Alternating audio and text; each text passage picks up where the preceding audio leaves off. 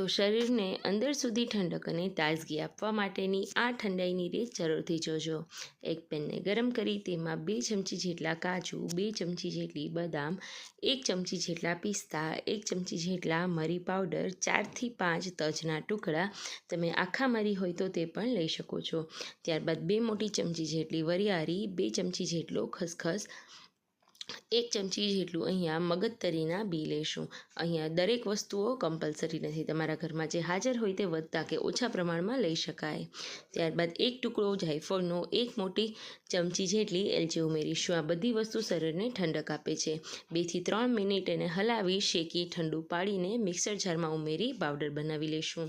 તેમાંથી ઠંડાઈ બનાવવા માટે 1 ગ્લાસમાં 1 ચમચી જેટલો ઠંડાઈનો પાવડર, 1 ચમચી સાકરનો પાવડર, થોડા એવા કેસરના તાતણા પલાળેલા અને 1 મોટા ગ્લાસ જેટલું દૂધ ઉમેરી ક્રશ કરીને ઠંડાઈ સર્વ કરીશું।